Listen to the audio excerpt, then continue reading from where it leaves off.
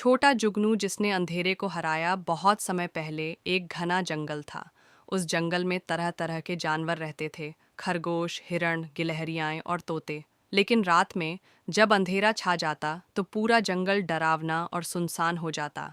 उस जंगल में जुगनुओं का एक बड़ा परिवार भी रहता था। वे अपनी रोशनी से रात को चमका देते थे। उनमें से एक बहुत छोटा जुगनू था जिसका नाम था चिनकू। चिनकू बाकी जुगनुओं से अलग था। जब सब जुगनू चमकते तो उनकी रोशनी बड़ी और तेज होती, पर चिनकू की रोशनी बहुत हल्की थी, इतनी हल्की कि कोई उसे नोटिस भी नहीं करता। दूसरे जुगनू हंसते और कहते, अरे चिनकू, तुम्हारी रोशनी से तो चींटी भी रास्ता नहीं देख पाएगी, तुम हमारे साथ क्यों उड़ते हो? चिनकू को दुख होता, पर वह चुप रहता। उसके मन में हमेशा एक सवाल घूमता, क्या मेरी छोटी सी रोशनी का कोई काम ही नहीं? त्योहार की घोषणा एक दिन जंगल के बुजुर्ग जुगनू ने सबको बुलाया और कहा, कल रात प्रकाश उत्सव है।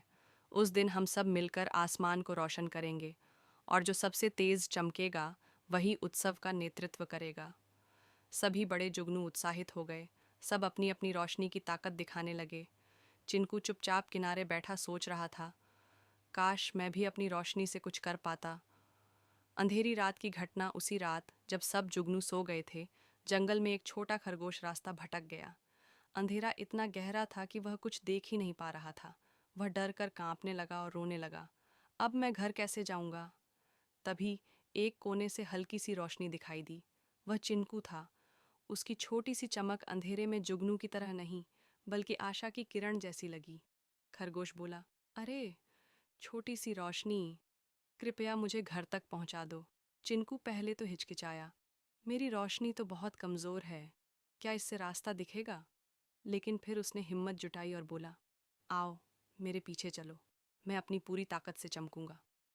धीरे धीरे चिनकू उड़ता रहा और खरगोश उसके पीछे चलता रहा।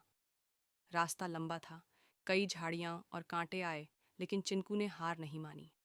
उसने जितना हो सका उतना चमककर खरगोश का रास्ता दिखाया। आखिरकार खरगोश अपने घर पहुंचा।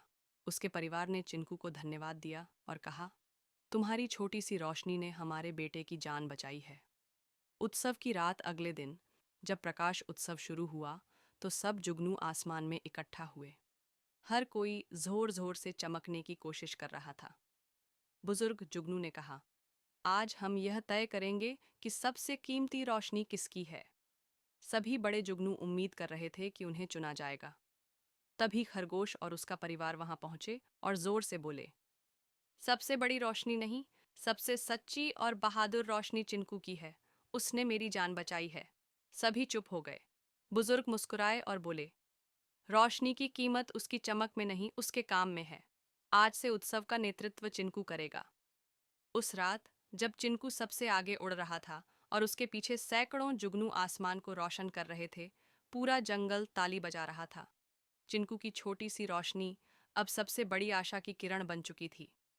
कहानी की सीख, कभी यह मत सोचो कि तुम छोटे हो या कमजोर हो। अगर दिल में हिम्मत और नीयत साफ है तो तुम्हारी छोटी सी कोशिश भी किसी के लिए बड़ी रोशनी